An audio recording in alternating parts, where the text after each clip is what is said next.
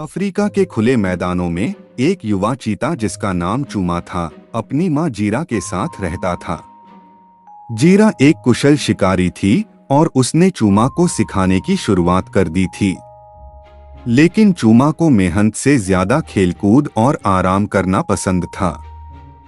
एक दिन जीरा ने चूमा से कहा, आज तुम अकेले शिकार का अभ्यास करोगे।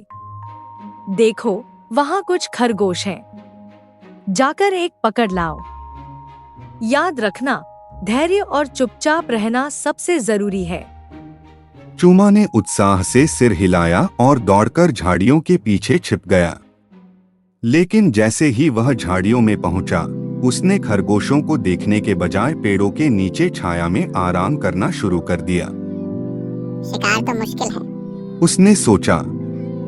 मैं थोड़ी देर यहाँ आराम करूंगा, माँ को क्या पता चलेगा। कुछ समय बाद जब सूरज ढलने लगा तो चूमा वापस अपनी माँ के पास लौट आया।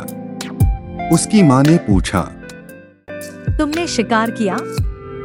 चूमा ने बिना सोचे झूठ बोल दिया। हाँ माँ, मैंने एक खरगोश पकड़ा, लेकिन वह मेरे पंजे से छूटकर भाग गया। जीरा ने उसे ध्यान से देखा और मुस्कुराते हुए कहा, अच्छा, कोई बात नहीं।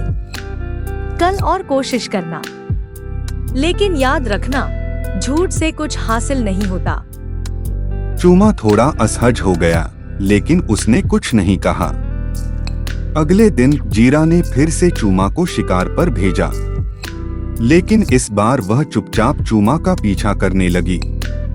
उसने देखा कि चूमा फिर से झाड़ियों में छिपने की बजाय आराम कर रहा था। जब चूमा वापस आया तो जीरा ने पूछा, आज क्या हुआ? चूमा ने फिर झूठ बोला। माँ, मैंने एक चिड़िया को पकड़ने की कोशिश की, लेकिन वह उड़ गई। इस बार जीरा गंभीर हो गई। उसने कहा, चूमा, मैं सब देख रही थी। तुमने कोशिश तक नहीं की। झूठ बोलने से तुम अपने आप को धोखा दे रहे हो, न कि मुझे।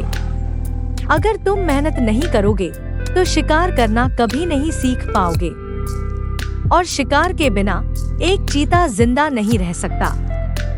चूमा को अपनी गलती का एहसास हुआ।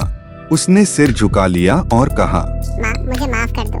मैं मेहनत करूंगा और कभी झूठ नहीं बोलूंगा। उस दिन से चूमा ने ईमानदारी और मेहनत से काम करना शुरू किया। कुछ ही समय में वह न केवल तेज दौड़ने वाला बल्कि एक चतुर और सफल शिकारी भी बन गया।